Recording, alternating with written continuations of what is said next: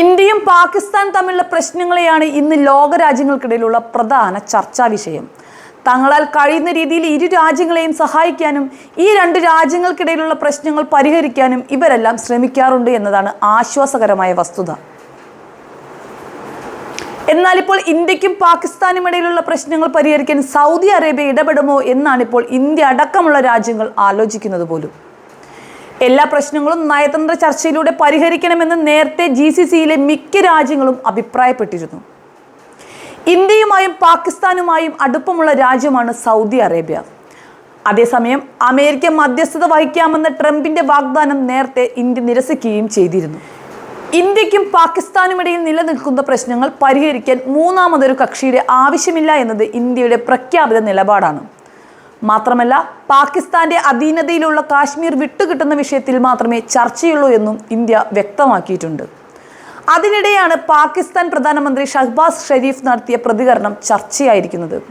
ഇന്ത്യയും പാകിസ്ഥാൻ തമ്മിലുള്ള പ്രശ്ന പരിഹാരത്തിന് സൗദി അറേബ്യ നിഷ്പക്ഷ വേദിയാകാമെന്ന് ഷഹ്ബാസ് ഷെരീഫ് മാധ്യമങ്ങളോട് പറഞ്ഞിട്ടുണ്ട്.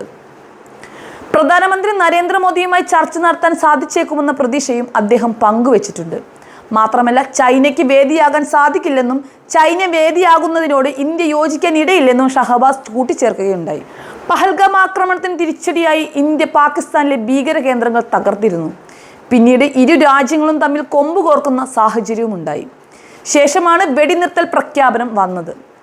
താൻ ഇടപെട്ടാണ് വെടിനിർത്തൽ കരാറിലെത്തിയത് എന്ന് അമേരിക്കൻ പ്രസിഡന്റ് ഡൊണാൾഡ് ട്രംപ് അവകാശപ്പെട്ടിരുന്നു.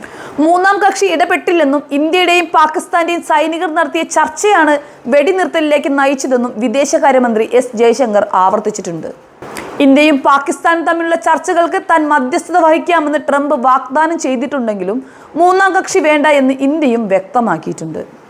ഭീകരപ്രവർത്തനത്തെ പ്രോത്സാഹിപ്പിക്കുന്ന വേളയിൽ പാകിസ്ഥാനുമായി ചർച്ച സാധ്യമല്ലെന്ന് നരേന്ദ്രമോദി പറഞ്ഞിട്ടുമുണ്ട്. ഇതിനിടെയാണ് പാകിസ്ഥാൻ പ്രധാനമന്ത്രി സൗദി അറേബ്യ ചർച്ചയ്ക്ക് വേദിയാകാമെന്ന് പ്രതികരിച്ചത്.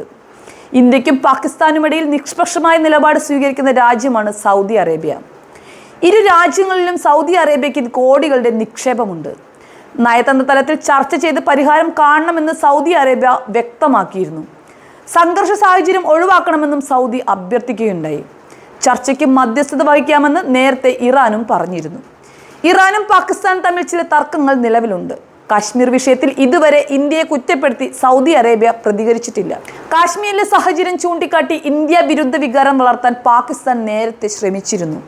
എങ്കിലും സൗദിയും UAEയും ഖത്തറുമെല്ലാം അകലം പാലിക്കുകയാണ് ചെയ്തത്. തുർക്കി മാത്രമാണ് ഈ വിഷയത്തിൽ പാകിസ്ഥാന്റെ നിലപാടിനൊപ്പം നിൽക്കുന്നത്. ഇന്ത്യക്കെതിരായ നീക്കത്തിൽ ഏറ്റവും ഒടുവിൽ പാകിസ്ഥാനെ സഹായിച്ചതും തുർക്കിയായിരുന്നു. ഇന്ത്യയുമായി വ്യാപാര പ്രതിരോധ ഇടപാടുകൾ സൗദി അറേബ്യയ്ക്കുണ്ട്. സൗദി കിരീടാവകാശി മുഹമ്മദ് ബിൻ സൽമാൻ ഇന്ത്യ സന്ദർശിക്കുകയും വൻ നിക്ഷേപത്തിന് താല്പര്യം പ്രകടിപ്പിക്കുകയും ചെയ്തിരുന്നു.